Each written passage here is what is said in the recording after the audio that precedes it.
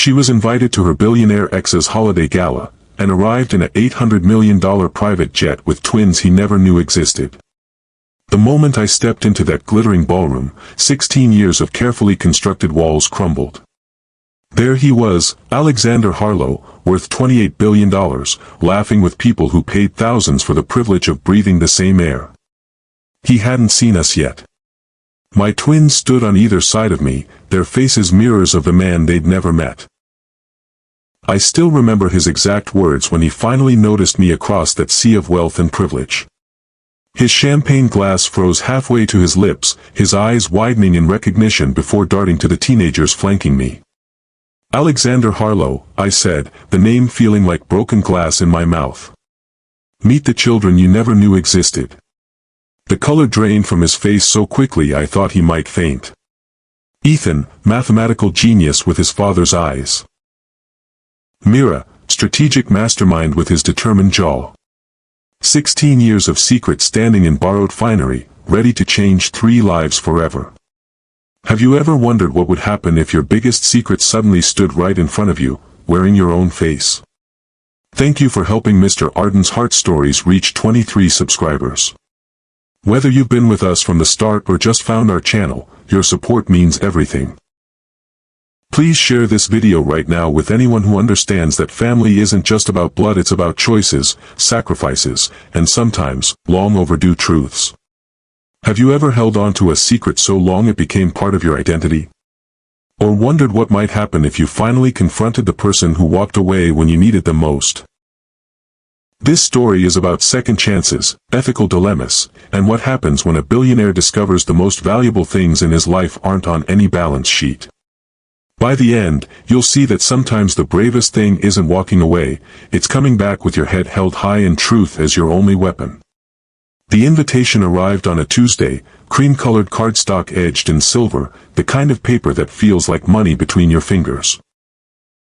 I almost threw it away with the junk mail, but Mira spotted it first.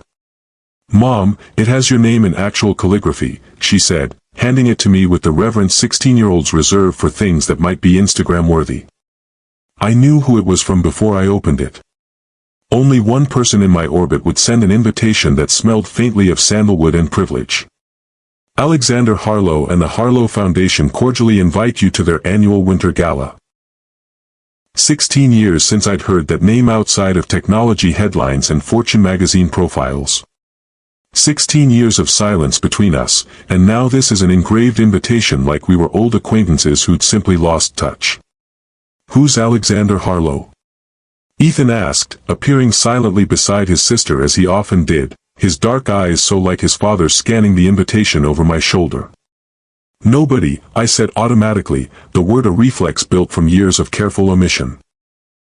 "Nobody who happens to be worth $28 billion, Ethan replied, already scrolling through his phone. "CEO of Harlow Technologies. Pioneered quantum encryption systems. Owns private islands.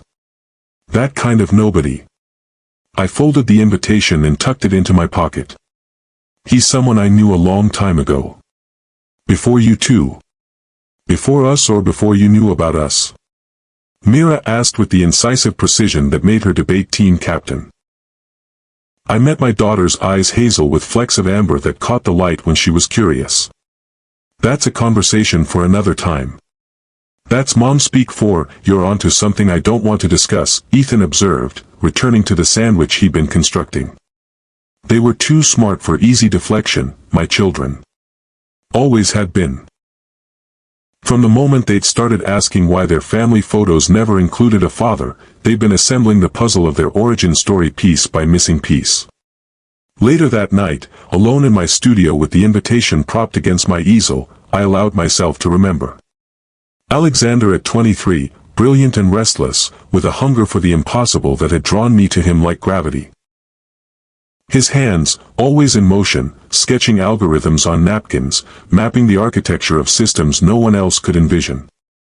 His laugh when I'd outmaneuvered him in debate. His arms around me in the cramped apartment we'd shared for 11 months before everything imploded. The twins had his intensity, his focus, though they'd never met him.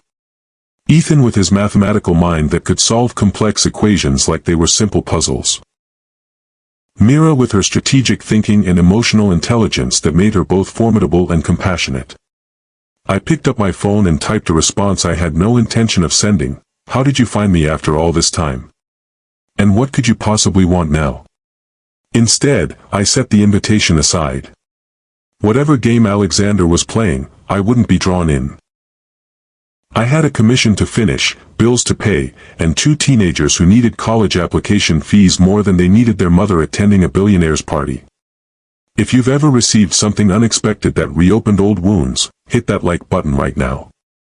Comment, unfinished business, if you understand how the past can come rushing back when you least expect it. The twins' curiosity, once awakened, was relentless. He's hosting this gala in Aspen, Mira announced over breakfast 3 days later. It's basically the social event of the season. Every tech mogul, venture capitalist, and philanthropy influencer will be there. And you know this how? I asked, pouring coffee into my travel mug. Research, she replied, not looking up from her tablet. The Harlow Foundation donates millions to education initiatives for underprivileged students. The gala raises funds for scholarships. Sounds noble, I said, keeping my voice neutral. His net worth increased by $6 billion last year, Ethan added, appearing with his laptop. His company just acquired that quantum computing startup everyone's been talking about. I glanced between them, these mirror images with their dark hair and analytical minds. Since when are you two so interested in corporate acquisitions? Since we found out you're ghosting a billionaire, Mira said. I'm not ghosting anyone. We haven't spoken in 16 years. Exactly our age, Ethan said, his voice carefully casual. The silence that followed was thick with unasked questions. Get your things, I said finally. You'll be late for school. That evening, I found Ethan in our small home office, surrounded by printouts of articles and financial reports. Harlow Technologies stock jumped 340% after their encryption protocol became the global standard, he said without looking up. But their earliest patents show mathematical concepts identical to the ones in your old notebooks. My heart stumbled. You went through my storage boxes. The ones labeled MIT Research Do Not Touch. Yeah. He finally met my eyes. The timestamps on your work predate his patents by 8 months. Ethan, did he steal your work, Mom? Is that why you never talk about him? I sat down heavily in the desk chair. It's more complicated than that. Then explain it, Mira said from the doorway, arms crossed. Because either you worked with Alexander Harlow on the technology that made him billions, or he's our father, Ethan finished. I looked at my children, nearly adults now, their faces set with determination I recognized all too well. Both, I said quietly. Both are true. The story spilled out in fits and starts over cups of tea that grew cold as we talked.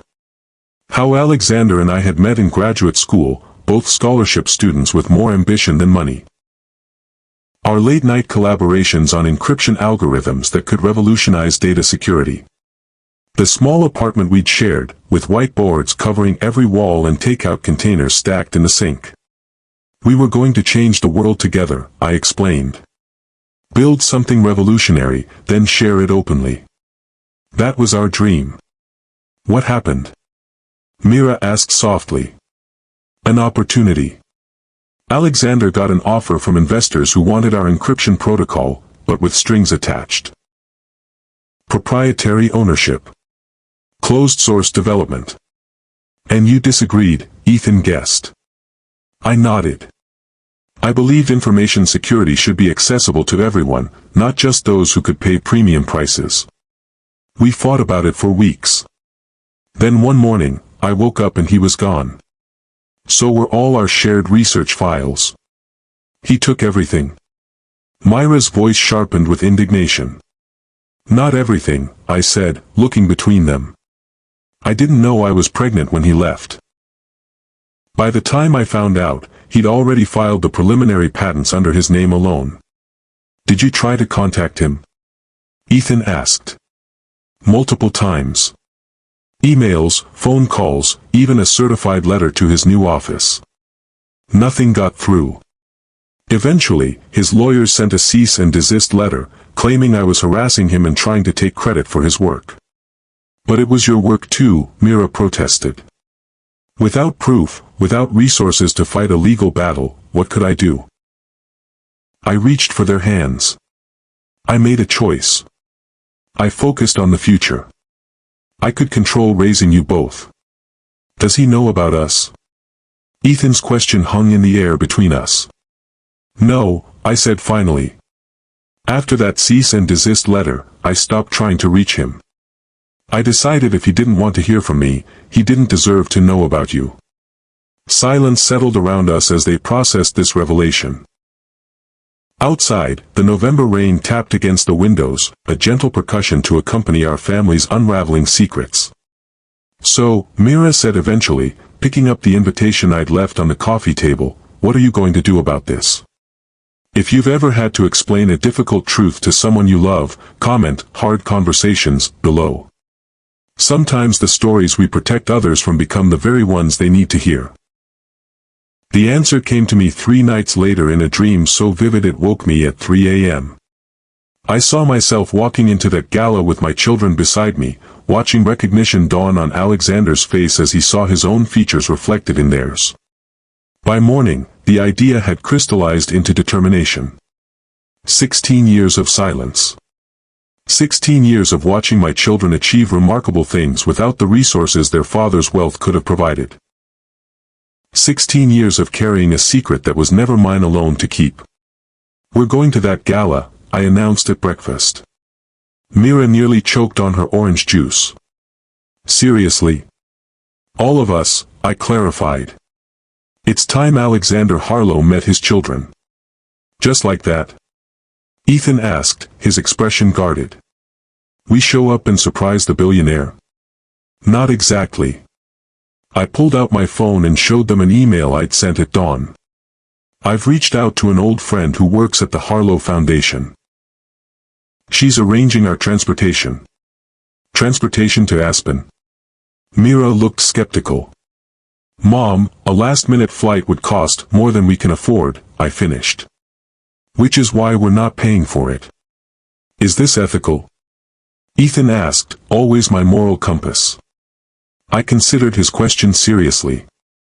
Using Alexander's resources without his knowledge could be seen as manipulative, even vengeful. But wasn't 16 years of his absence knowing or unknowing its own moral failing? I'm not interested in his money, I said finally. But I won't apologize for using what's available to make this meeting possible. You deserve to know your father, and he deserves to know about you. How we get there is less important than what happens when we arrive. Mira, ever the strategist, was already making lists on her tablet. We'll need appropriate clothes for a high society event. Information on the venue layout. Background on key attendees. A contingency plan if things go badly. And if they go well? I asked, surprised by her thoroughness. She looked up, her expression unreadable.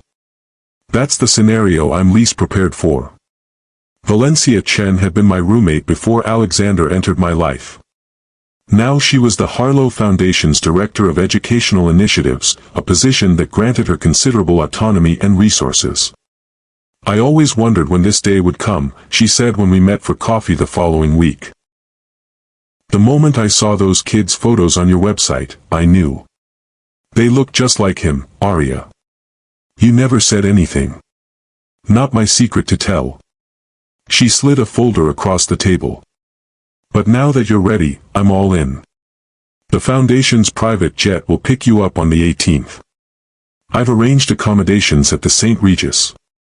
Val, I can't accept you're not accepting anything from Alexander, she cut in. This is from me, using Foundation resources that are at my discretion for special guests. Which you are. Won't he notice when his jet picks up 3 mystery guests? Valencia smiled. The beauty of being a billionaire is that you have too many assets to track personally. Trust me, he won't know until you walk through those doors. And you're okay with that? With blindsiding him? She set down her coffee cup, her expression turning serious. I've worked with Alexander for 12 years. I've seen him build incredible things, change lives with his philanthropy, mentor brilliant young minds. But I've also seen him stare out the window on your birthday every year. I've watched him run background checks on every Aria Reynolds in the country. I've heard him ask about you after too many drinks at company events. My hand froze halfway to my cup. He looked for me. In his own way, yes. He's too proud to admit it, even to himself most days. But he never quite let you go. That doesn't excuse what he did. Of course not. Valencia reached for my hand. Nothing excuses taking your work or disappearing without a word. But people are complicated, Aria. Even brilliant, billionaire people. Especially them, actually. I squeezed her hand, grateful for her friendship after all these years. So you're Team Aria in all this? I'm Team Truth.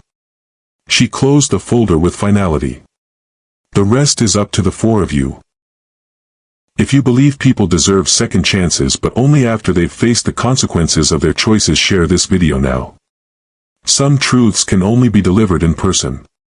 The days before our departure passed in a blur of preparation. Mira researched the Harlow Foundation's activities and Alexander's recent interviews, building a comprehensive profile of the man he'd become. Ethan, though he pretended indifference, spent hours studying the technical documentation for Harlow Technologies' encryption systems, identifying precisely how they'd evolved from our original work. I found myself oscillating between certainty and doubt. Was I doing the right thing? Did my children need this confrontation, or was I using them to settle an old score? What if Alexander rejected them outright, causing more harm than his absence ever had? The night before our departure, I found Ethan sitting on our small balcony, staring at the city lights. Having second thoughts? I asked, joining him. Not about going, he said. About how I'll feel when I see him. That's natural. I've spent 16 years not needing a father, he continued. What if meeting him makes me realize what I've been missing? I put my arm around his shoulders, struck by how broad they'd become. When did my son grow up? That's the risk of any new relationship, I said. Opening yourself to someone means being vulnerable to both joy and pain. Did you love him? Ethan asked suddenly. The question caught me off guard with its directness. Yes, I said finally. Very much. Do you still? I looked out at the city, buying time. No, I said. I loved a brilliant, passionate 20-something with dreams of changing the world. I don't know who Alexander Harlow became. But what if he's still that person, just with billions of dollars? Ethan pressed. I smiled ruefully. That's what scares me most. The morning of our departure dawned clear and cold. We took a rideshare to the private aviation terminal, our modest luggage looking out of place among the sleek facilities catering to the ultra-wealthy. The Harlow Technologies Gulfstream G700 gleamed in the winter sunlight, its $800 million price tag evident in every sleek line and luxurious detail. The twins tried to maintain cool indifference as we boarded, but their wide eyes betrayed their awe. Mrs. Reynolds, welcome aboard, the attendant greeted me. Mrs. Chen informed us you and your children are VIP guests for the gala. Is there anything specific you require during the flight? 16 years ago, I'd been a graduate student living on ramen and ambition. Now I was being treated like royalty on a private jet owned by the man who'd left me pregnant and alone. Just privacy, I replied, settling into a leather seat wider than my first apartment's sofa. Once we were airborne, Ethan broke the silence. This is insane, you know that, right? We're flying to confront a tech mogul who has no idea we exist, on his own jet. Having second thoughts? I asked. No, he said after a pause. Just processing the absurdity. Mira, who had been unusually quiet, looked up from her phone. I've been researching father-child reunions, she said. Psychologically speaking, this could be traumatic for everyone involved. We don't have to do this, I assured them. We can still back out. That's not what I'm saying. She straightened her shoulders. I'm saying we need a strategy. A plan for how we handle his reaction, whatever it might be. Always the tactician, my daughter. What do you suggest? First, we don't approach him immediately. We observe, assess the environment. Second, we approach him privately, not in front of his guests. And third, she hesitated, we need to be prepared for rejection. The word hung in the cabin like a warning. If he rejects us, Ethan said quietly, it's his loss, not ours. We've been fine without him for 16 years. I reached across to squeeze his hand, hearing the hurt beneath his pragmatism. Yes, we have. As the jet began its descent into Aspen, I gazed out at the snow-covered mountains gleaming in the afternoon sun. They looked permanent, immovable, like nothing could ever change their shape. But I knew better. Even mountains were transformed by time, by pressure, by the slow, persistent force of truth. If you've ever had to face a moment that could change everything, type courage in the comments. Sometimes the bravest thing we can do is show up and let the truth speak for itself.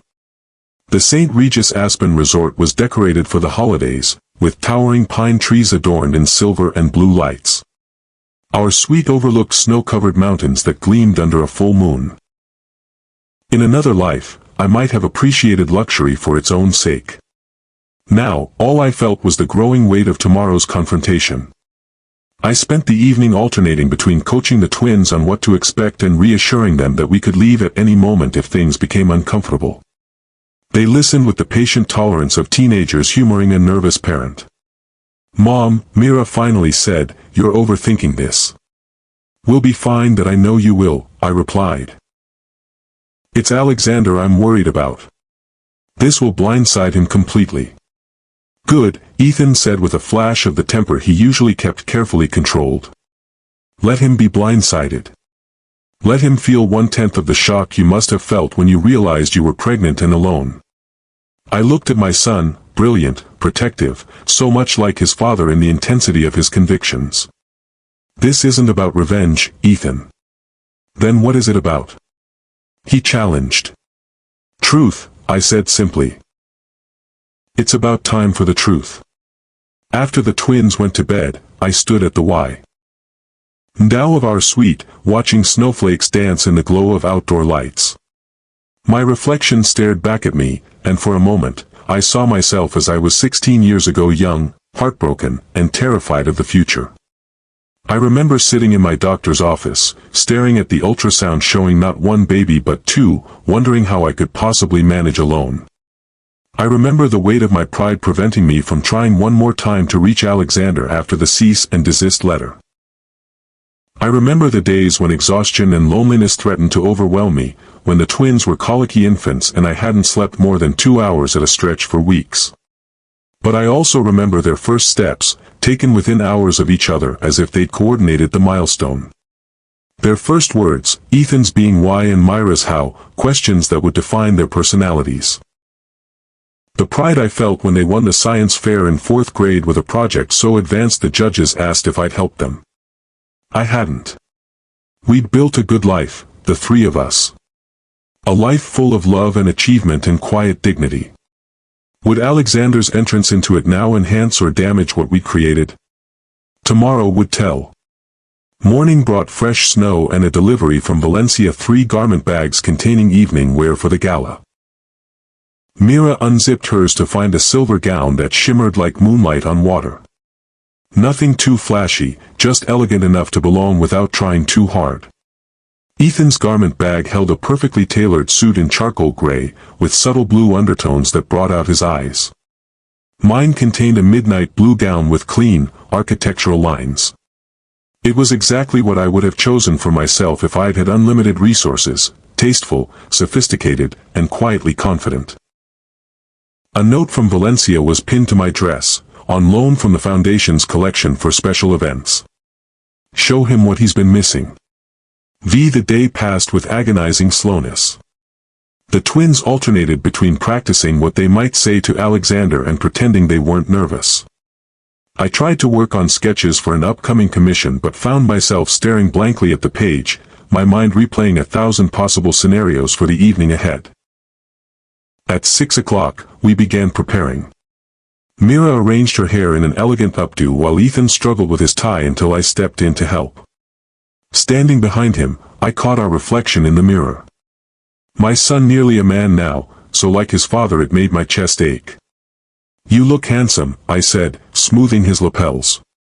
"Do I look like him?" Ethan asked, his voice carefully neutral. "Yes. You have his jaw, his way of standing.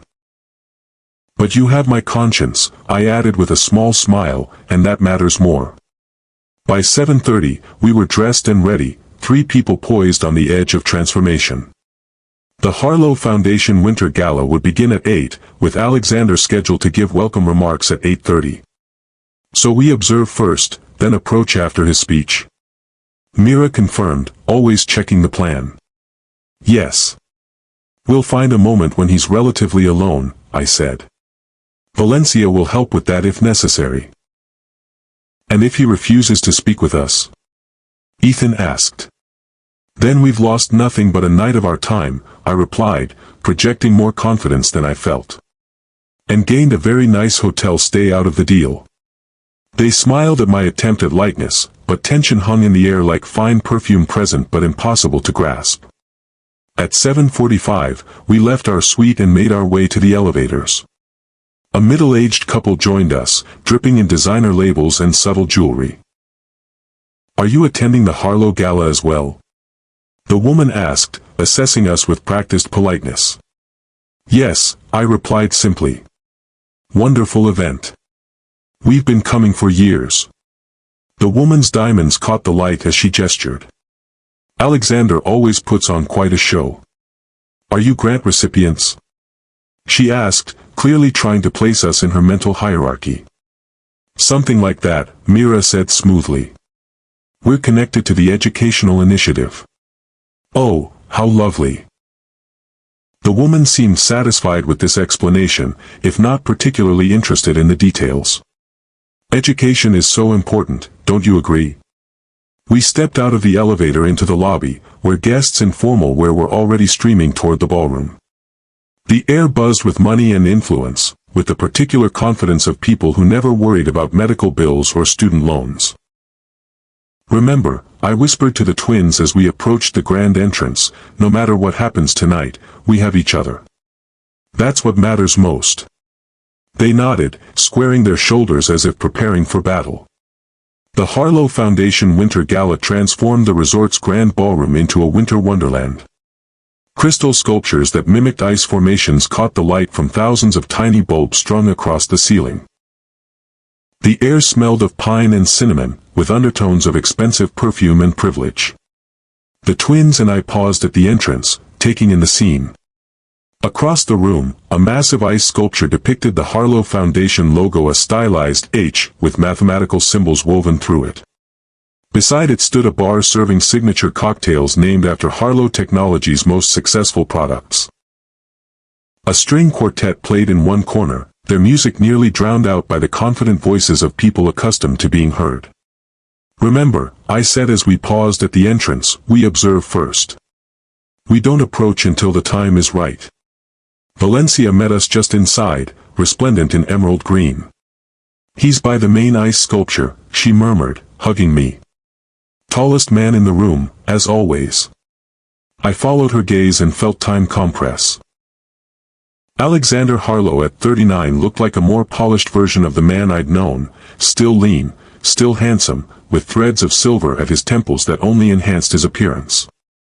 He wore his wealth comfortably, like a second skin. "He looks like Ethan will in 20 years, Mira whispered. She was right. The resemblance was unmistakable, the same angular jaw, the same way of standing with weight shifted slightly to one side, as if perpetually ready to move. "I need a minute," I said, suddenly lightheaded. "Take all the time you need," Valencia squeezed my arm. "I'll keep them company." I made my way to a quiet alcove near the windows, watching snowflakes dance in the glow of outdoor lights. What was I doing here? What right did I have to upend Alexander's life, regardless of our past? For all I knew, he had a family of his own now, children who would be blindsided by our appearance. Aria Reynolds. The voice behind me was deeper than I remembered but unmistakable. I turned slowly, meeting the dark eyes that had once known every secret part of me. "Hello, Alexander. I wasn't sure you'd come." His expression gave nothing away. "It's been a long time. 16 years, 2 months, and approximately 12 days, I said, the precision of a defensive reflex. "But who's counting?" A smile flickered at the corner of his mouth. "You always did keep track of the details." "Some details are harder to forget than others." His eyes moved over my face with careful assessment. "You look well." "So do $28 billion, I replied. "Is that what this is about? Money?" The warmth vanished from his expression. "No. Though we should discuss the patents someday." He stiffened. "Those patents were legally filed." "I didn't come here to argue about intellectual property," I interrupted. "I came because there are people you need to meet." Confusion crossed his features. "What people?" I turned toward the room, finding Ethan and Mira immediately in the crowd. They were watching us, waiting for my signal. I nodded once. As they approached, I watched Alexander's face. Confusion gave way to startled recognition, then shock as the mathematical impossibility of coincidence became the only logical explanation. "Alexander Harlow," I said when they reached us, "meet Ethan and Mira Reynolds. Your children." If you've ever had a moment where the truth finally broke free after years of silence, comment long overdue below. Because sometimes, the most powerful words are the ones we've waited the longest to say. We moved to a private sitting room off the main ballroom, the 4 of us circling each other like cautious animals. Valencia had whispered something to a staff member, and within moments, we were ushered into this quiet sanctuary away from curious eyes. Alexander's complexion had gone ashen beneath his tan. "Twins," he said finally, the word barely audible. 16 years old. 16 years, 2 months, and approximately 12 days, Ethan corrected, echoing my earlier precision. "But who's counting?" Alexander's gaze snapped to my son's face, recognition flashing in his eyes. "You have my mother's sense of timing." "I wouldn't know," Ethan replied evenly. Mira, ever the diplomat, stepped forward. "This is awkward for everyone. Perhaps we could start with questions rather than accusations." "Reasonable," Alexander agreed, visibly collecting himself. "I have several. Beginning with why I'm just learning about you now." "You mean besides the cease and desist letter your lawyers sent me when I tried to contact you?" I kept my voice level. "Or the fact that every phone number I had for you was disconnected? Or perhaps you're wondering why I didn't storm the gates of your new corporate headquarters while visibly pregnant with twins?" He had the grace to look uncomfortable. "I never saw any messages about a pregnancy." "That much I believe," I conceded. "Your gatekeepers were very efficient." "And after the children were born? All these years?" "After a while, pride takes over," I said simply. "And then it was their story too, not just mine to tell." "Which brings us to now," Mira interjected. "We're here because we deserve to know our father, and you deserve to know about us." Alexander sank into a chair, running a hand through his hair in a gesture so familiar it made my chest ache. "I have children," he said, as if testing the reality of the words. "Brilliant children, I'm assuming." "Myra's on track to be valedictorian," I said. "Ethan won the National Mathematics Championship last year." "With an algorithm based on prime number distribution," Ethan added. "Somewhat similar to the encryption foundations you and Mom developed." Alexander's gaze sharpened. "You understand that work?" "I improved it," Ethan replied without arrogance, simply stating fact. "Your current implementation has vulnerabilities you haven't accounted for." A laugh, short and surprised, escaped Alexander. Definitely my son. He looked at Mira. And you? Mathematics as well? Game theory and strategic applications, she answered. I'm more interested in how systems influence human behavior than pure mathematics. Like your mother, he said softly, glancing at me. She always saw the human element I missed. I wasn't prepared for the wave of emotion that washed over me at his words. The Alexander I'd known had valued my perspective, my ability to translate his mathematical brilliance into human terms. Had that recognition survived 16 years of separation? Or was it just something to say in a moment of shock? A silence fell over the room, heavy with 16 years of absences, birthdays, school plays, illnesses, triumphs, and ordinary days that could never be recovered. I watched Alexander's face as he visibly calculated, adjusted, processed the new reality before him. May I ask about your lives? He finally said, his voice carefully controlled. I've missed everything. Where would you like us to start? Mira asked, practical as always. The beginning, I suppose. Were you born healthy? Was the delivery difficult? I felt a stab of something like gratitude that his first thought was for my well-being during their birth. It was complicated, I admitted. They were 5 weeks early. Ethan had respiratory issues at first. Alexander's eyes widened slightly. But you recovered? He asked, looking at our son. Obviously, Ethan replied, then softened slightly at Myra's gentle nudge. I spent 2 weeks in the NICU. Mom has photos if you want to see them sometime. I'd like that very much, Alexander said quietly. For the next hour, we constructed a condensed history of the twins' lives, first words, first steps, early signs of their extraordinary intellects, school achievements, and health scares. Alexander listened with absolute focus, asking questions that revealed genuine interest rather than mere politeness. Mira showed him photos on her phone, a digital timeline of milestones he'd missed. I watched his face as he scrolled through images of his children growing up without him, his expression a complex mixture of wonder, regret, and something that looked almost like grief. You were chess champion for 3 years running? He asked Mira, pausing on a photo of her holding a trophy almost as big as she was at 12. 4, actually. She smiled slightly. The 4th one isn't in those pictures. And you, Alexander turned to Ethan, you built a functioning quantum encryption simulator at 14? 13, Ethan corrected. It was a birthday project.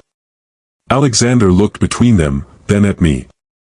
You've done an extraordinary job raising them, Arya.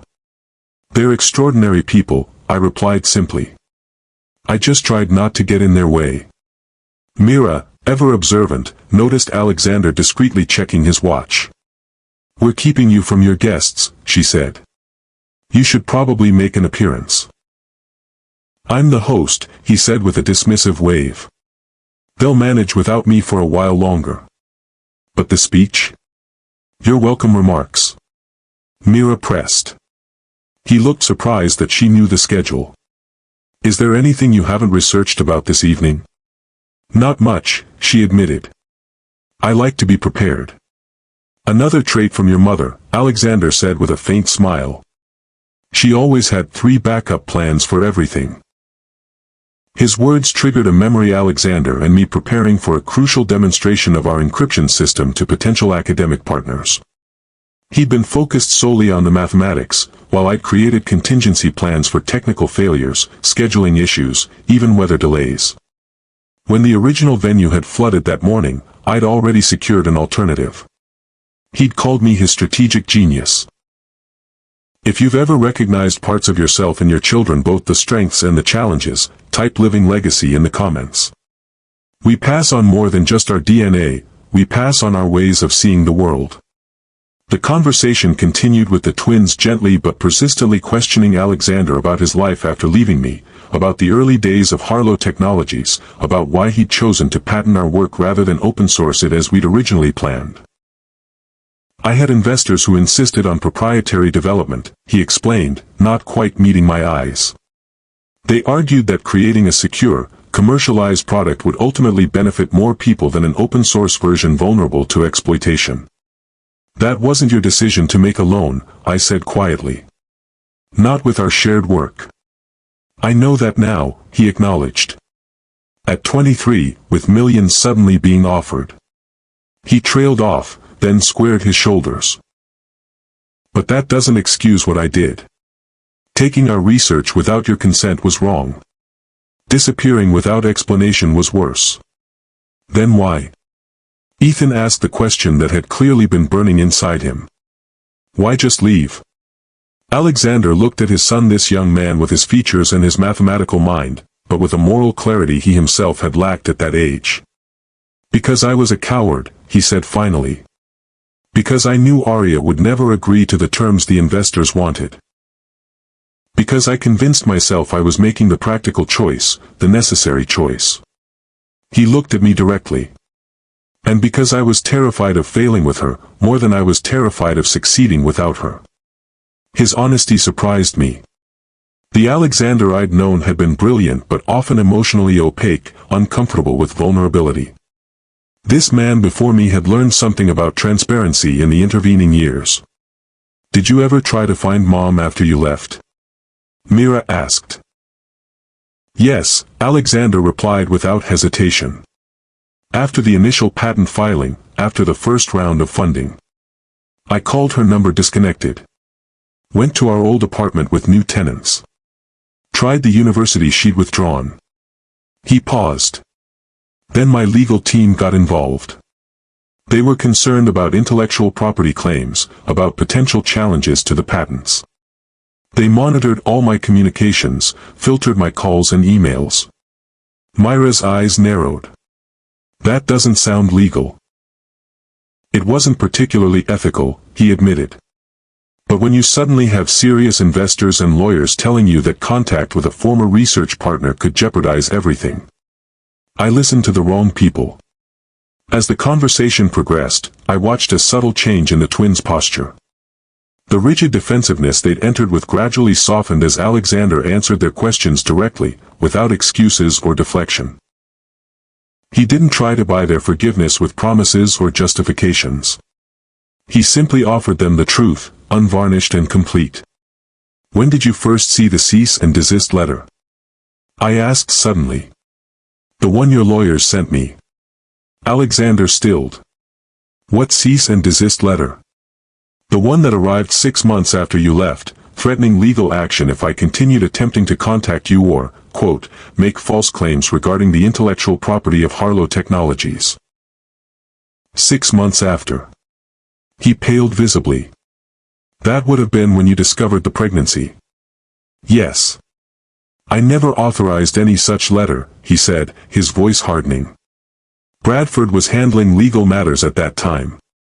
He had broad authority to protect the company's interests, but that. He shook his head. I never knew about it, Arya. I swear to you. I believed him. The shock in his eyes couldn't be manufactured, nor the anger that followed it.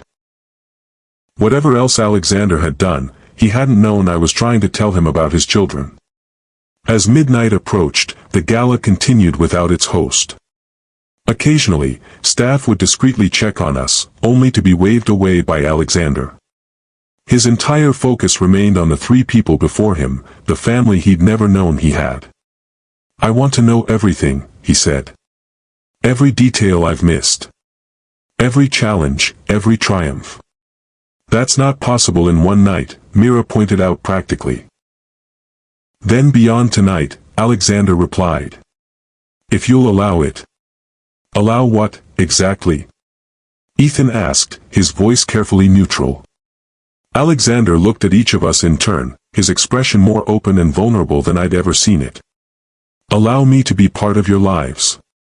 To know you, to support you, to be there for whatever comes next. In what capacity? Ethan pressed. In whatever capacity you'll accept me, Alexander answered simply. What do you want from me now? Alexander finally asked the question I'd been waiting for. Mira looked at Ethan, then at me. That depends on what you're willing to give. If you're asking about financial support, we're not, Ethan cut in sharply. Mom has taken care of us just fine. Though college tuition wouldn't be unwelcome, Mira added pragmatically. MIT isn't cheap. A smile touched Alexander's lips. MIT. Of course. He leaned forward. I want to know my children. I want to be part of their lives if you'll allow it. Why should we? Ethan asked, the hurt of 16 years of absence in his voice. Alexander met his son's gaze directly. Because I may have missed your past, but I don't want to miss your future. Because the work I've built my company on began with a partnership with your mother that I betrayed, and I've regretted it every day since. Because I'm asking for a chance I don't deserve. I watched my children's faces as they considered his words. In their expressions, I saw echoes of both Alexander and myself, his intensity, my caution, his brilliance, my compassion. We'll need time, Mira said finally. Trust isn't built in a single conversation. I understand, Alexander nodded. I'm prepared to earn it, however long it takes. As our conversation wound down, he looked at me directly for the first time in hours. And you, Arya? What do you want from this? 16 years of single parenthood. 16 years of explaining Father's Day projects and answering difficult questions. 16 years of watching my children inherit traits from a man they'd never met. I want them to have what I couldn't give them, I said honestly. A complete understanding of where they come from. The rest is up to you to figure out. If you believe that healing is possible even after the deepest betrayals, hit that like button right now. Sometimes the hardest journeys lead to the most important destinations. We agreed to meet again the following day for breakfast in our sweet neutral territory where the twins would feel comfortable. As we prepared to leave, Alexander hesitated. Would it be appropriate if I hugged them? He asked me quietly. That's not my decision, I replied, nodding toward the twins. Alexander turned to face them, uncertainty written across his features. He looked suddenly younger, more like the man I'd known all those years ago. I know I haven't earned this yet, he said to them, but if you're comfortable, I'd very much like to embrace you both. Mira glanced at Ethan, a silent communication passing between them. Then she stepped forward first, allowing Alexander to wrap his arms around her in a careful, almost reverent embrace. He closed his eyes briefly, and I saw him inhale as if trying to memorize her scent, her presence. When they separated, he turned to Ethan, making no move to close the distance, respecting the boundary our son had maintained throughout the evening. After a long moment, Ethan extended his hand. Alexander took it, disappointment flashing briefly in his eyes before he masked it with understanding. Thank you for listening, Ethan said formally. For answering our questions. Thank you for asking them, Alexander replied. For giving me the chance to answer. As we left the private sitting room, Alexander turned to me.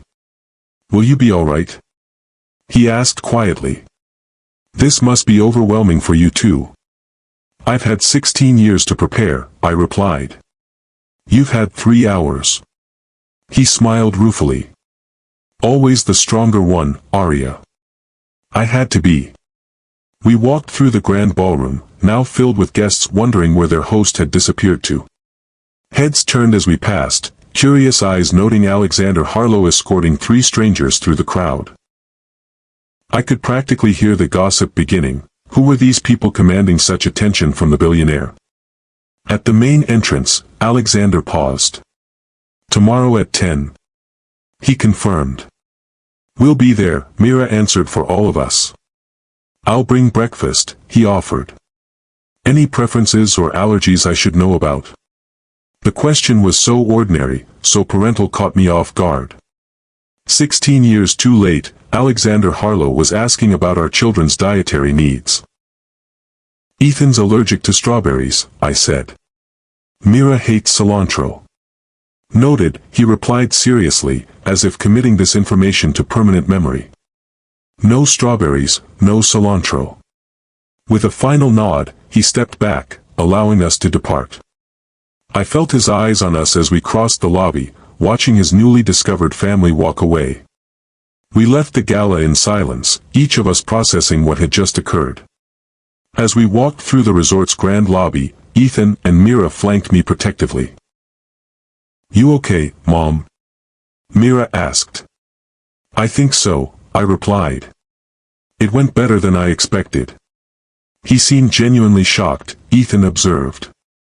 "Not just about us existing, but about not knowing." "I believe he never saw my messages," I admitted. "The Alexander the First knew wouldn't have stayed away if he'd known about you." We stepped outside into the gentle snowfall, the night air crisp and cleansing after the emotional intensity of the evening. "So what happens now?" Mira asked. "Do we just become part of his life? Do you think he'll follow through?" "I don't know," I said honestly. "But I think we all deserve the chance to find out." Ethan was quiet for several steps before he spoke. "You never told us why you really decided to come here now, after all these years." I looked at my children, these remarkable humans I'd raised alone, who carried the best parts of both Alexander and me. "Because you deserve to know your father," I said. "And because some truths need to be spoken face to face." "And the patents?" Mira pressed. "The work he took from you?" I smiled. "Those were never just about money. They were about creating something that mattered, something that would change the world." I put an arm around each of them. "And in the end, I did create something world-changing. Two things, actually." As we walked through the falling snow, I felt 16 years of secrets lift from my shoulders. Whatever came next, reconciliation, redemption, or simply closure, we would face it together, as we always had. Behind us, the gala continued, its lights glittering against the winter sky. And somewhere inside, a billionaire was reckoning with the priceless fortune he never knew he had. If you understand that family is more than blood or obligation, it's about showing up, about choices made day after day, comment "real family" below. Share this video with someone who's taught you what family truly means. Morning came with a knock precisely at 10 o'clock. Alexander stood outside our suite holding 2 large bags from an upscale local bakery and a cardboard tray of coffee cups. Behind him, a hotel staff member wheeled a cart laden with covered dishes. "I hope this is acceptable," he said, suddenly awkward in a way the confident billionaire of last night had not been. "I wasn't sure what you prefer, so I brought options." I stepped aside to let him enter, noting that he dressed more casually today, dark jeans and a simple cashmere sweater that probably cost more than my monthly rent but represented a deliberate attempt to appear less intimidating. The twins emerged from their rooms, drawn by the aroma of fresh coffee and pastries. They'd dressed carefully too, I noticed, not in their usual weekend casual wear, but in outfits that projected mature confidence. Armor of a sort. We settled around the suite's dining table, the 4 of us creating a tableau that in another life might have been routine, a family breakfast, unremarkable in its normalcy. But the tension humming beneath the surface belied that illusion. This was anything but normal. "I've been awake since 4, Alexander admitted, pouring coffee for everyone. Thinking about what to say today, how to proceed." He looked at the twins. I realized that one conversation doesn't erase 16 years of absence. "I'm not expecting instant forgiveness or acceptance. But I want you to know that I'm committed to whatever comes next on your terms, at your pace." "What exactly are you proposing?" Mira asked, ever the pragmatist. Alexander set down his coffee cup. "First, practical matters. College applications are underway, I assume." "Submitted last month," Ethan confirmed. "To MIT?" Alexander asked. "Among others." "Safety schools too," Ethan added with a pointed glance, making it clear he wasn't counting on paternal influence. Alexander nodded. "I'd like to establish educational trusts for you both. Regardless of where you choose to attend, money should never limit your options." "We don't need your Ethan," Mira interrupted her brother gently. "We should at least listen." Ethan subsided, though the set of his jaw, so like his father's, revealed his discomfort with accepting financial assistance. Beyond education, Alexander continued, I'd like to offer you both internships at Harlow Technologies, if that interests you. Not because you're my. He paused, seeming to test the word before saying it. Not because you're my children, but because you're clearly brilliant in your own right. Our quantum computing division would benefit from minds like yours. Trying to secure the family intellectual property? Ethan asked, his tone sharp. Alexander didn't flinch from the accusation. On the contrary. I'm proposing you help evolve it. Improve it. Challenge it. Make it yours as much as it is mine, as it should have been your mother's. I watched Alexander navigate my son's hostility with patience and respect, never dismissing his anger or attempting to buy his way past it. For all his wealth and power, he understood that Ethan's trust would have to be earned, not purchased. And for me? I asked quietly. What are you proposing there? Alexander's eyes met mine, and for a moment, I glimpsed the young man I'd once loved beneath the successful businessman he'd become. Whatever you'll allow, Arya.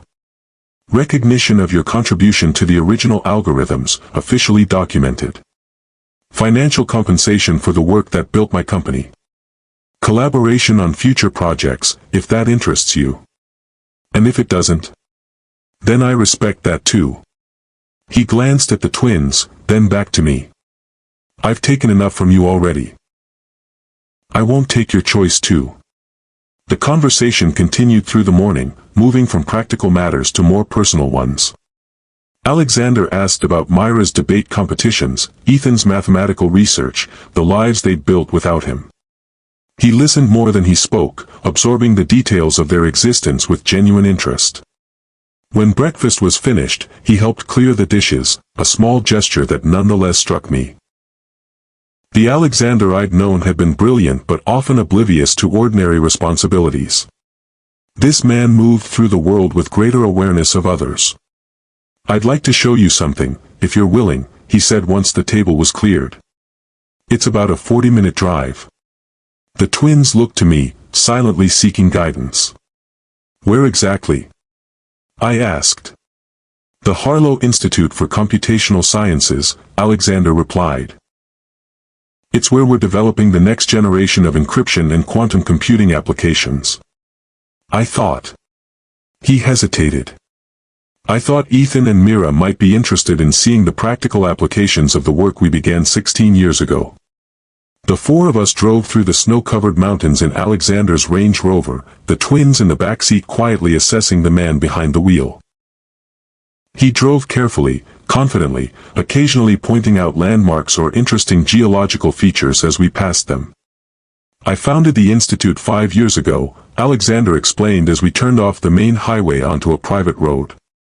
We focus on both pure research and practical applications, particularly in data security and privacy protection. The building that came into view was a stunning blend of modern architecture and natural materials, glass and steel complemented by local stone and timber. It nestled against the mountainside as if it had grown there organically, its reflective surfaces mirroring the snow-covered landscape. Inside, the space was open and airy, with research stations and collaborative areas rather than traditional offices. A few weekend staff looked up in surprise as Alexander led us through the main atrium. This is the heart of what Harlow Technologies has become, he said, gesturing to the surrounding facility. Not just a profit center, but a place where we're trying to solve real problems. Privacy protection in the digital age.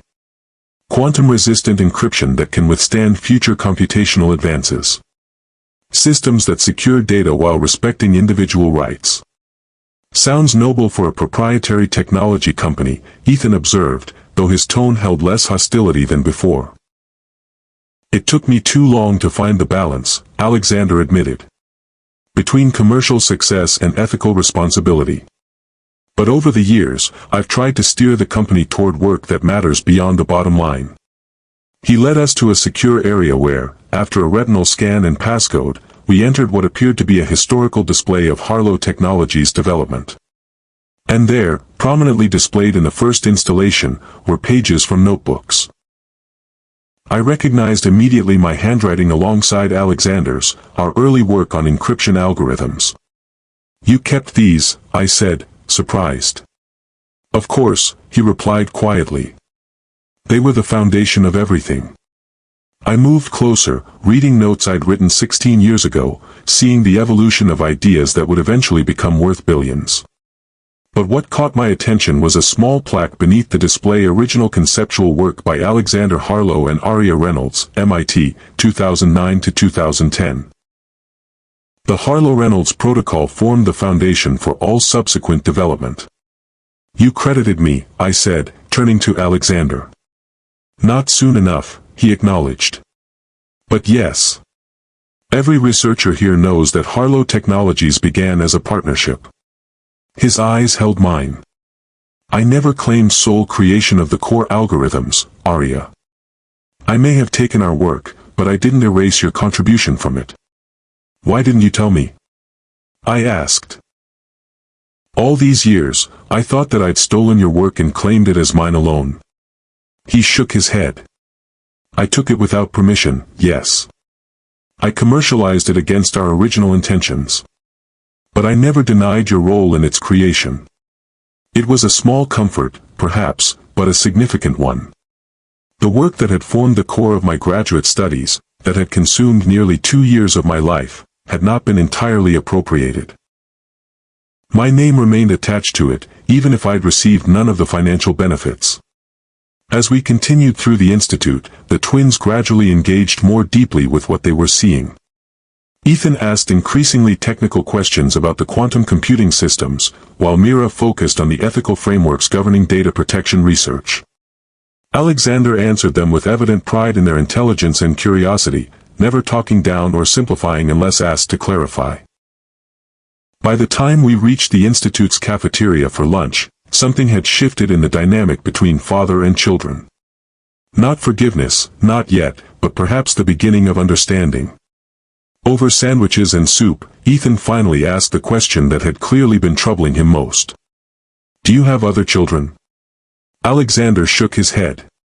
No. I never married, never had a family.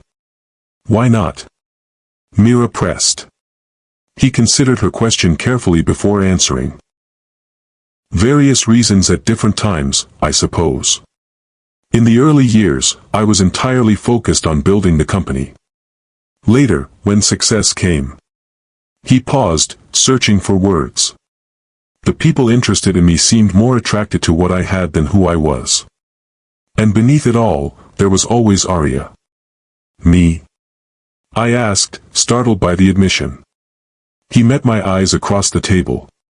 You were the standard no one else met, he said simply.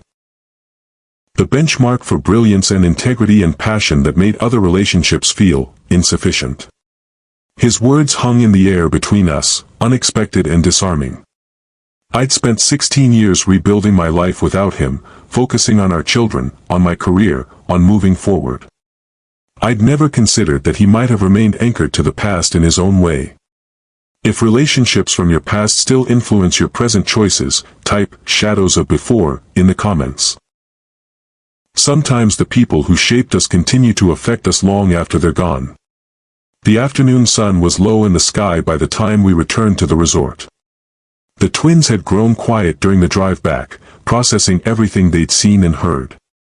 As we pulled into the circular drive, Alexander turned off the engine but made no move to exit the vehicle. Thank you for today, he said. For allowing me to show you a piece of my life. The institute is impressive, Mira acknowledged. The technology, yes, Alexander agreed. But that's not what matters most to me right now. What does? Ethan asked the question less challenging than it would have been yesterday. The chance to know you both, Alexander replied. To be part of your lives in whatever way you'll allow. He turned to face them more fully. I know I've missed 16 years that can never be recovered. But I'm hoping that there are years ahead that won't be lost too. We have college in a few months, Mira pointed out pragmatically. We'll be busy building our own lives. Alexander nodded. I understand. And I'll respect whatever boundaries you set. If you want minimal contact, occasional updates, I'll accept that. If you want more involvement, I'm prepared to offer that too. His voice softened. I just don't want to miss any more than I already have. We'll need to think about it, Ethan said, his expression thoughtful rather than closed. To discuss as a family. Of course, Alexander agreed immediately. Take all the time you need. He reached into his pocket and produced 2 business cards, handing one to each twin. My personal number. Not my assistant, not my office. Me. Any time, day or night, for anything at all. As we exited the car, Alexander turned to me. May I speak with you privately for a moment, Arya? The twins glanced between us, then Mira nodded slightly. We'll wait for you inside, Mom. Once they'd entered the resort, Alexander and I stood in the fading winter light, our breath forming clouds in the cold air. For a moment, neither of us spoke, the weight of 16 years hanging between us. I owe you more apologies than I can ever express, he said finally. For leaving, for taking our work, for not trying harder to find you. You've apologized, I replied. What matters now is what you do going forward. With the children, yes. But also with you. Alexander, please, just listen for a moment, he interrupted gently. I know I have no right to ask anything of you. Not forgiveness, certainly not reconciliation. You've built a life without me, raised our children alone, succeeded despite my absence. You owe me nothing. But? I prompted, hearing the unspoken word. But I've never stopped thinking about you, Arya. About what we might have built together if I hadn't been so arrogant and short-sighted. He looked toward the mountains, their peaks catching the last golden light of day. Harlow Technologies should have been our company, not just mine. Those children should have had both parents, not just their mother. That life should have been our life, not just mine. The sincerity in his voice touched something I'd thought long buried. It would have been easier if he'd been unrepentant, if he defended his choices or tried to justify his actions. This Alexander, reflective, regretful, honest about his failings, was harder to dismiss. We can't rewrite the past, I said quietly. What's done is done. I know, he acknowledged. But perhaps. He hesitated, then continued more carefully. Perhaps we can write about a different future. Not what we once had that's gone. But something new. Something that includes both of us in our children's lives, at least. Co-parents, I clarified, wanting to be certain of his meaning. To start, yes, he agreed. Though I would hope that eventually. He stopped himself. One step at a time. Your terms, your pace, just as with Ethan and Mira. I studied him in the fading light, the man I'd once loved, the father my children were just beginning to know. 16 years had changed us both, shaped us into people who barely recognized each other and yet remained connected by the brilliant young adults waiting inside. I'll consider it, I said finally. But Alexander, understand this. If you disappoint them, if you make promises you don't keep, if you drift away when the novelty wears off, I won't, he interrupted, his voice firm with conviction. I've missed too much already. I won't miss another day. Why I can possibly be present for. As I turned to go, he called after me softly. Arya? Yes. Thank you for raising them to be extraordinary. For giving them everything I couldn't. I smiled slightly. I didn't do it for you. I know, he replied. That's why I'm thanking you. If you believe that taking responsibility for past mistakes is the first step toward healing, comment, accountability matters, below. True change begins with acknowledging where we've gone wrong. That night, after Alexander had returned to his own accommodations in another part of the resort, the 3 of us gathered in our suite sitting area. Outside, snow continued to fall, creating a sense of isolation and intimacy that encouraged honesty. So, Mira began, what happens now? That depends on what you both want, I replied. This isn't just my decision anymore. The Institute was impressive, Ethan admitted. And he seems to genuinely care about the ethical applications of the technology. I noticed that too, Mira agreed. He could have gone in a much more profit-driven direction, but he's trying to balance commercial success with social responsibility. That doesn't erase what he did to Mom, Ethan pointed out. No, it doesn't, I said. But people can change, grow, and learn from their mistakes. The Alexander I knew at 23 was brilliant but selfish in many ways. This man seems to have developed a conscience to match his intellect. Do you believe him? Mira asked me directly. About not knowing you tried to contact him about us? I do, I said after careful consideration. The Alexander I knew wouldn't have abandoned his own children, regardless of how things ended between us. He was raised without a father himself. His died when he was 12. He always swore he'd never do that to his own kids. The twins exchanged a look I couldn't quite interpret. Then Ethan spoke. We want to give him a chance. Not unlimited, not unconditional. But a chance to be part of our lives going forward. Relief washed through me. I'd feared they might reject Alexander entirely, or worse, embrace him too quickly, setting themselves up for disappointment. This measured approach seemed healthiest for everyone. And you, Mom? Mira asked, her perceptive eyes reading more in my expression than I'd intended to reveal. What do you want from him? I considered the question carefully, wanting to give my children the honesty they deserved. Acknowledgement of my contribution to the work that built his company, I said. Which he's apparently already given, at least within Harlow Technologies.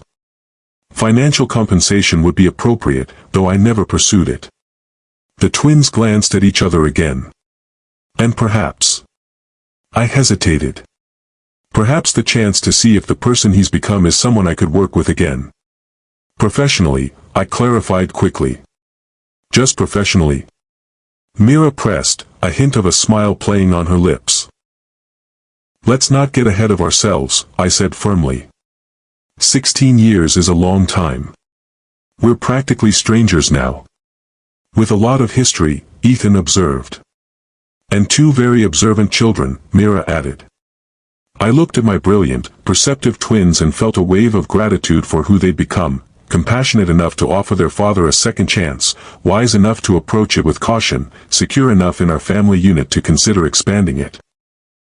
Whatever happens with Alexander, I said, the 3 of us are a family first. That doesn't change, they nodded, understanding the promise beneath my words. Whatever relationship developed or didn't develop with their father, our core remained solid and unshakable. Over the next few days, we established a tentative routine. Breakfast with Alexander in our suite, followed by activities he suggested. A private tour of Aspen's art galleries for me, given my work as an artist. A visit to a quantum computing conference happening coincidentally in Boulder for Ethan, a meeting with Harlow Foundation's educational outreach team for Mira, who was interested in how technology could address educational inequality.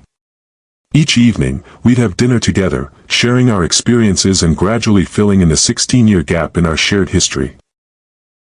Alexander spoke of the early days building his company, the mistakes and successes, the increasing isolation that came with wealth and prominence. We told him about the twins' childhood, the financial struggles we'd overcome, the community of friends who'd helped us along the way. Slowly, carefully, we were constructing a bridge between past and future, between what had been lost and what might still be built. On our last night in Aspen, Alexander invited us to his private residence, a modern mountain lodge set against a backdrop of pines and peaks. Unlike the ostentatious mansions of many tech billionaires, his home was understated in its luxury, emphasizing natural materials and integration with the landscape. I had this built 5 years ago, he explained as he led us through the main living area. A place to think, to escape the pressures of the company. It's beautiful, I acknowledged, admiring the soaring windows that framed the mountain views.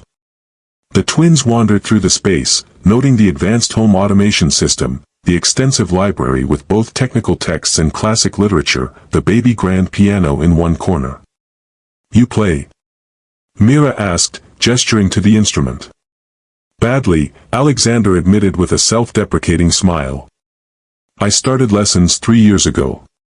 My teacher says I have more enthusiasm than talent.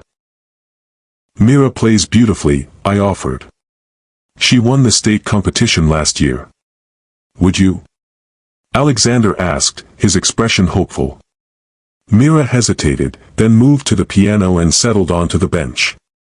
After a moment of contemplation, she began to play Chopin's Nocturne in E-flat major, her fingers drawing emotion from the keys with a sensitivity that always moved me. I watched Alexander's face as he listened to his daughter play.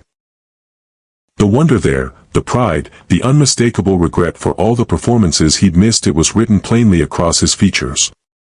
When she finished, he remained silent for a moment, clearly affected by her talent. That was extraordinary, he said finally. Thank you for sharing it with me. Mom made sure we had lessons, Ethan said. Even when money was tight. She worked extra jobs to pay for them. It wasn't a rebuke exactly, but a reminder of what I'd sacrificed while Alexander built his fortune. To his credit, he didn't become defensive or dismiss the implied criticism. Your mother always understood what mattered, he said quietly. More clearly than I did. After dinner, served by a private chef who discreetly disappeared once the meal was presented, Alexander excused himself briefly and returned carrying 3 envelope-sized leather folios. I have something for each of you, he said, handing one to each twin and one to me. Before you open them, I want to be clear these are offered with no strings attached. No expectations, no obligations. You can accept them or not, as you choose. Mira opened hers first, methodical as always. Inside was a document detailing an educational trust in her name, with funding sufficient for undergraduate and graduate studies at any institution worldwide, plus living expenses and research stipends. Ethan's contained an identical trust, along with an offer of a paid research position at the Harlow Institute's quantum computing division, available whenever he wished to accept it, even if that was years in the future. My folio held something different: legal documents transferring 5% of Harlow Technologies' founding shares into my name, with full voting rights and dividend privileges. At current valuation, it represented wealth beyond anything I'd ever imagined. I looked up at Alexander, questions in my eyes. It's what you should have had from the beginning, he said simply. Your rightful share of what we created together. The documentation officially recognizes you as co-creator of the core algorithms. The shares acknowledge what that creation built. This is. I searched for words. Generous doesn't begin to cover it. It's not generosity, Arya. It's justice, long overdue. We could be buying our own private jets with this, Ethan observed, looking at the trust documents with wide eyes. You could, Alexander acknowledged. But I hope you'll find more meaningful uses for it. Like the Foundation's educational initiatives. Mira suggested.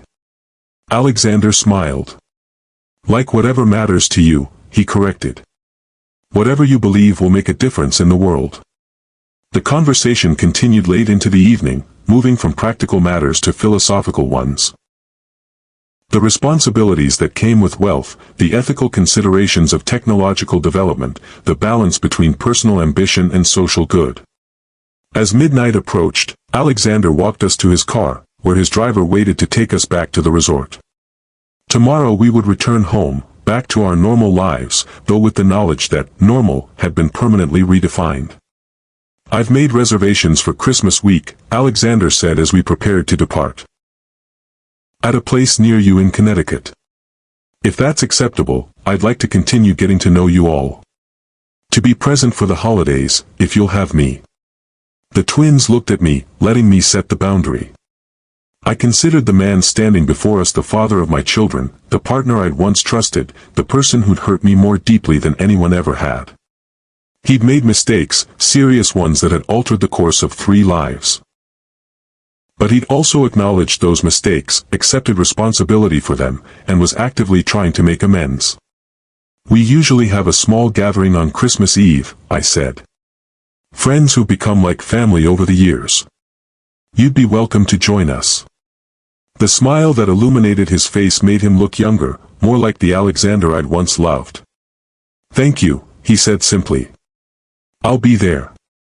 As we drove away, the twins were unusually quiet, processing everything that had transpired. Finally, Mira spoke. Do you think it can work? This new family configuration we're creating? I don't know, I admitted.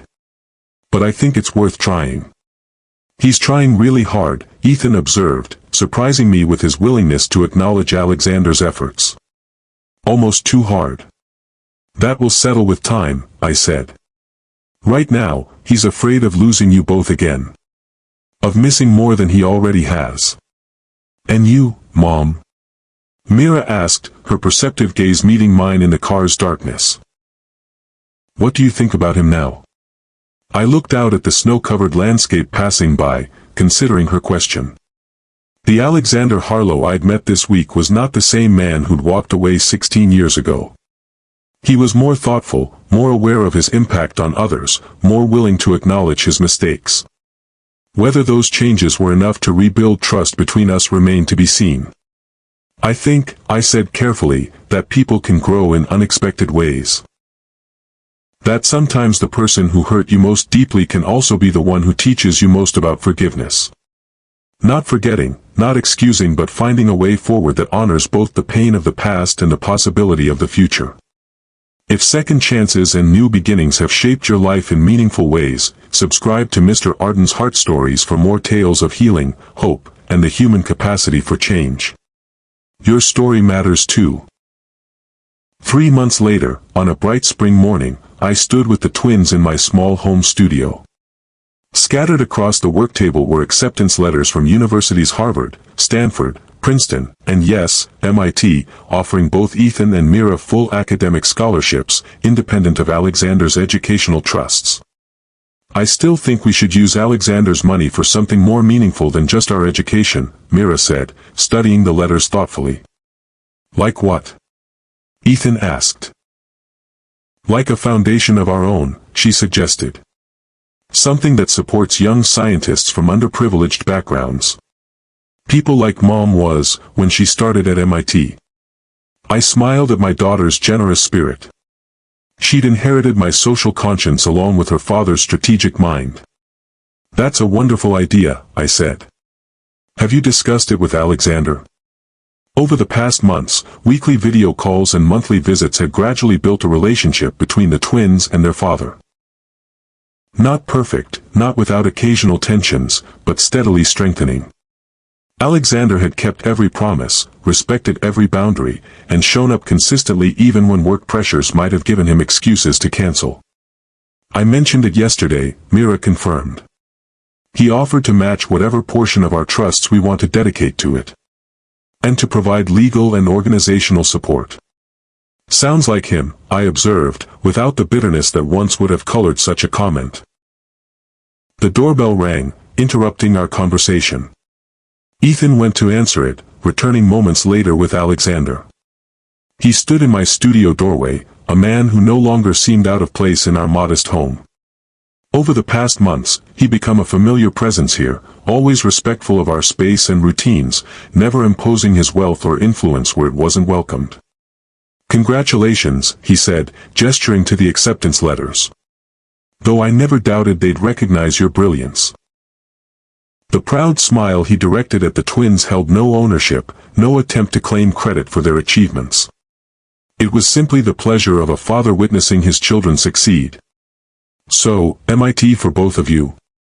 He asked, careful not to presume. Ethan nodded. The quantum computing program is exactly what I want to focus on, and their ethics and technology initiative aligns with my interests, Mira added. Plus, they're offering that joint JD/PhD track I've been considering. Like your mother, you see beyond the technology to its human implications, Alexander observed. An essential perspective. He turned to me, his expression softening slightly. And you? Have you considered the research position at the Institute?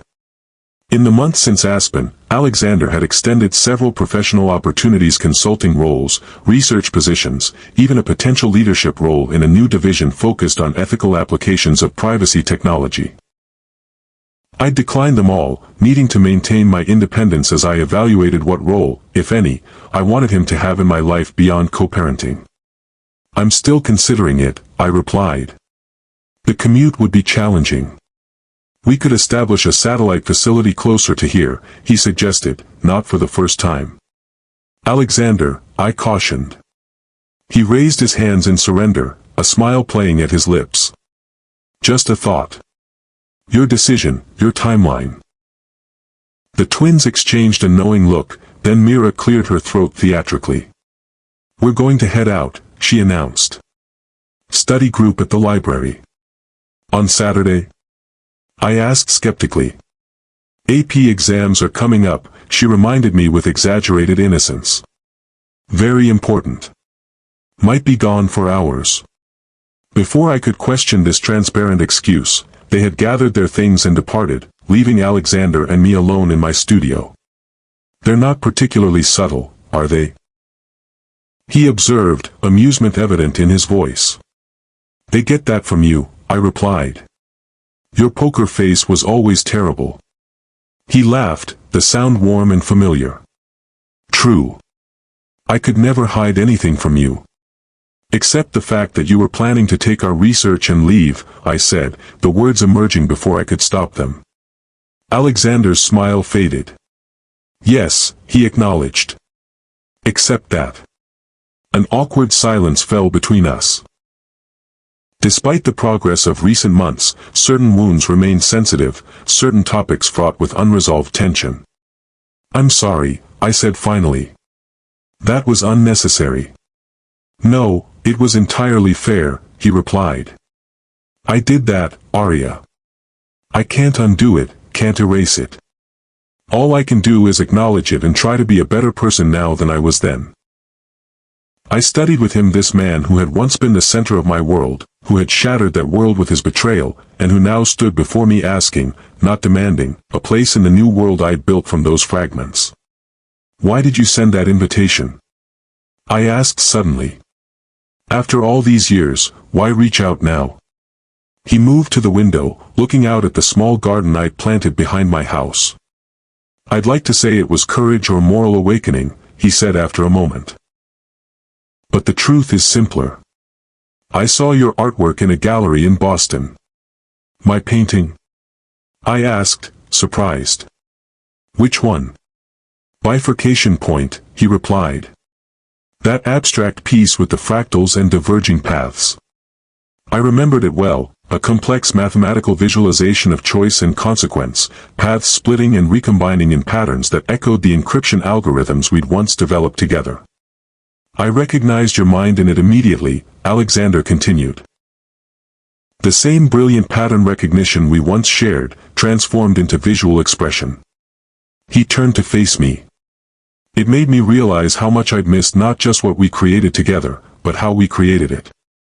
The way your mind complemented mine.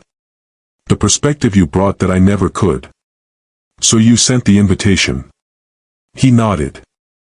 I thought perhaps, after all these years, we might at least speak again. I never imagined. His voice faltered slightly. I never dared hope you had children. Our children. I moved to stand beside him at the window, both of us looking out at the garden where new growth was emerging after winter's retreat. Spring bulbs pushed through the soil, their green shoots promising blossoms to come. I would have told you, I said quietly. If you'd taken my calls. If your lawyers hadn't threatened me. If any path had remained open between us. I know, he replied, equally soft. Another failure I can never fully repair. We stood in silence for a moment, shoulders nearly touching, the warmth of his presence both familiar and strange after so many years apart. The twins are planning to use their trusts to establish a foundation, I said, changing the subject to safer ground. For underprivileged science students. Mira mentioned it, Alexander nodded. It's a wonderful idea. Giving others the opportunities we had at MIT. That we had, I corrected gently. Not that you had. He turned to face me fully, his expression serious. Arya, I want you to know something. These past months, getting to know Ethan and Mira, seeing what an extraordinary job you've done raising them. It's been the greatest gift of my life. One I know I don't deserve. They are pretty amazing, I agreed with my mother's pride. Because of you, he emphasized. Because you gave them what I couldn't, stability, integrity, unconditional love. You taught them to use their brilliance with compassion. He hesitated, then continued more carefully. And if friendship is all you ever want to offer me, I'll consider myself fortunate to have that much. Friendship, I repeated, testing the word. After everything that happened between us. Alexander met my gaze directly. 16 years ago, I was a brilliant fool who destroyed the best partnership I've ever known. I took our work and made billions from it, but I lost something far more valuable, your trust. Your respect. Your presence in my life. And now? I asked. Now I'm a somewhat wiser man who understands what truly matters, he replied simply. Money, success, influence, their hollow achievements compared to what you built here. A family. A home. A life of meaning and integrity. I considered his words, the sincerity behind them. The Alexander I'd once loved had been dazzling in his intelligence but limited in his emotional understanding. This man before me had developed depths I hadn't anticipated. Maybe, I said slowly, we could try having dinner sometime. Just the two of us. To talk about the twins, about the foundation they want to create. I'd like that very much, he replied, hope warming his voice.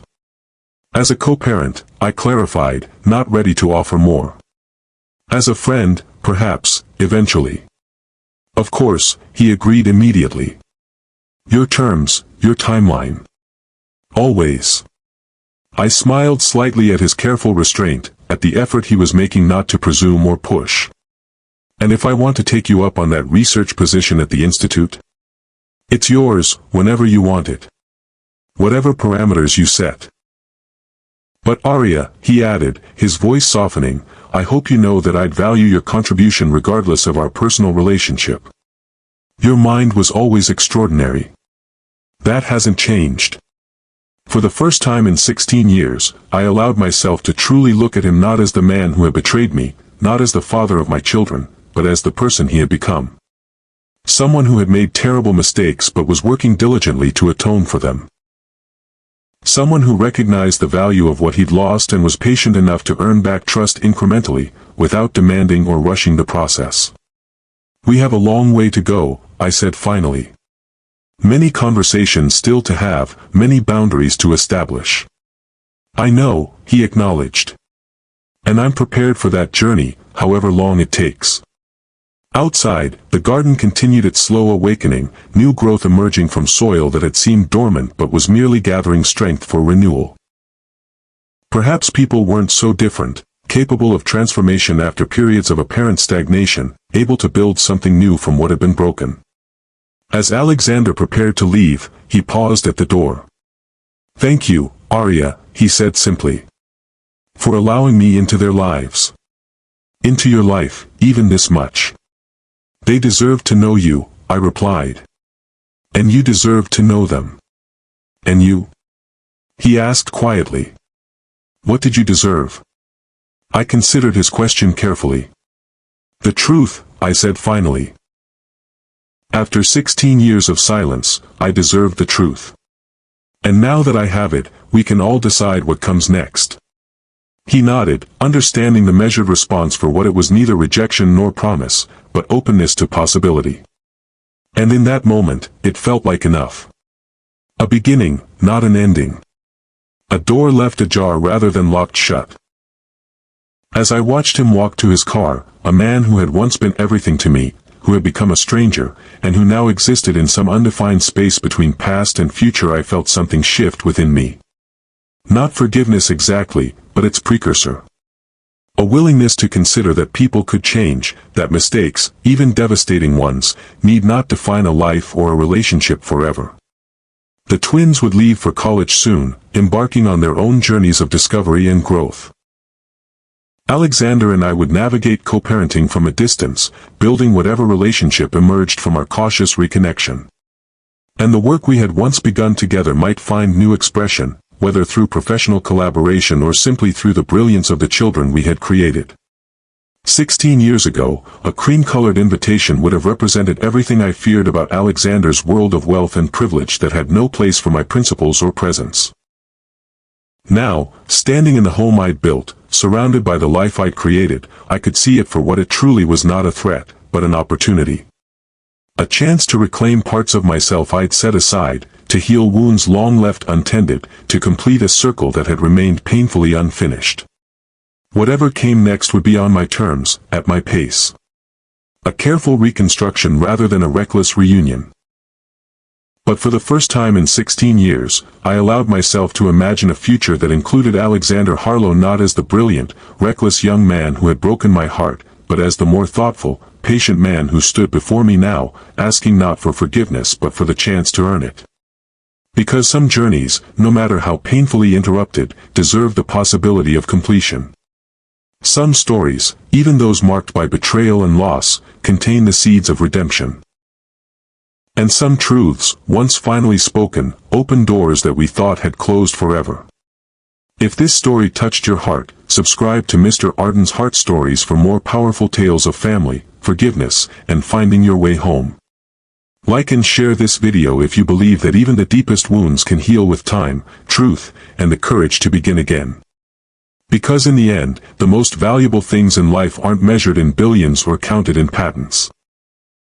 They're found in the connections we forge, the truths we honor, and the love we choose to give even when it requires the greatest courage of all, the courage to try again.